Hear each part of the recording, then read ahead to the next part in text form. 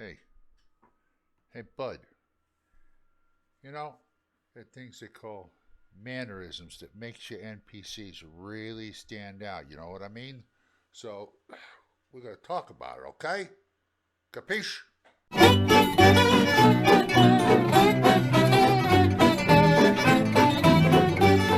Hi, folks. Old Man Grognard back with the third part of the NPC stuff. And today we're going to talk about mannerisms. Now, this is linked to the other two. In fact, the next video, I'll show you how to put it all together. Okay, mannerisms. People have them all the time. If you watch people, there are certain things they do, a lot of people do over and over and over again. Like me, because I have postnasal drip, I clear my throat. And sometimes I do that. Think about those mannerisms. If you're doing impressions of certain people, it comes with it. Like, you're going to be like, if you're doing a Peter Lorre, you're kind of like sweating and stuff like that. If you older folks remember, Johnny Carson used to have a lot of them. He'd sit there and like this and, do some stuff like that. Rodney Dangerfield. Yeah, right. No respect. But there are things like maybe the guy spits when he talks.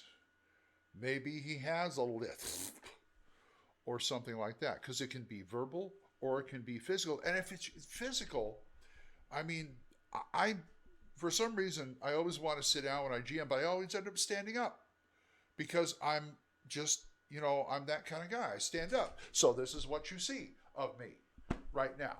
But if you're up, do them. I mean, it's not like you're going to throw a knife or anybody or something at anybody. If you can't get too physical, really. I mean, when I get too physical, I do. If I got somebody, I got the monster in a headlock. Okay, I got him in a headlock like this, that kind of thing.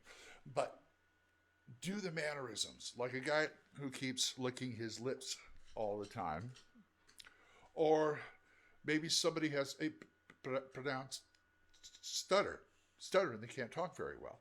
That goes back to voice and personality. This is all linked to personality. Somebody who itches all the time, that kind of thing. And you know what? There's lists out there. I've seen them. I may have a couple. I don't know where, on the internet and stuff like that. Lists of mannerism, tics, and traits. A couple of games, GURPS may have a list. I know some D&D products do, but I can't think of any offhand right now. But if you can get them, use them. If you can't figure out what the guy, because that's one of the traits you should be writing down in your NPC card. Guy burps at inappropriate times. Another guy gives every girl the eye or comes off kind of sleazy. If there's an double entendre, he'll make it. My story already. But think about what people do. I mean, look around. Look at your friends. Look at your relatives. Although don't you can base characters off your relatives, but be very, very careful. If it's great uncle moron, that's fine. But if it's like your mother or your father, don't do it. Or you like your best friend. I've had experience with that. But look what people do. I remember reading about Laurel and Hardy. The comedy team. Oliver Hardy, when he was young and growing up, he grew up in his parents owned a hotel in Georgia. And he kept doing this all through his life. He said, I like to sit in the lobby of a hotel and watch people. He was a people watcher.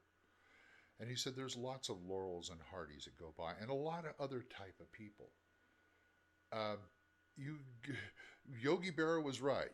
You see you see a lot when you observe, or something like that. But yeah, just look at what people do in real life. Watch the news. Watch those people, and so just observe. Try and get the lists, and use yourself. Use your body.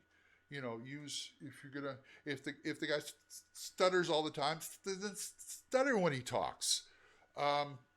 If the guy blinks, do a few of those at the table. And let me tell you, when this starts happening, the players start playing their character too. Even some people, I mean, I've had people like, I didn't really think much about my character until I started to interact with these NPCs, and then that's part of the coming out of the character for me. If I'm a player, I play a character. I always say, I love the 5E things about the, you've got things, you got your loyalties, you got your this, I don't like doing that because to me, I play a character. It takes 3 sessions for me to know a character.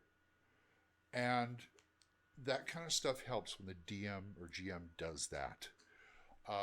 Because it gets the players to play their characters. I've had a lot of people say, I didn't really understand my character until I started playing.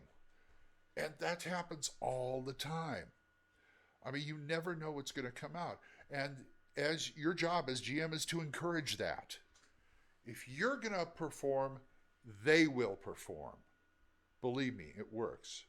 So the next video I do, I want to be able to put all this together and see how it works. Personality, voice, and mannerisms. So I will see you next time. Bye-bye.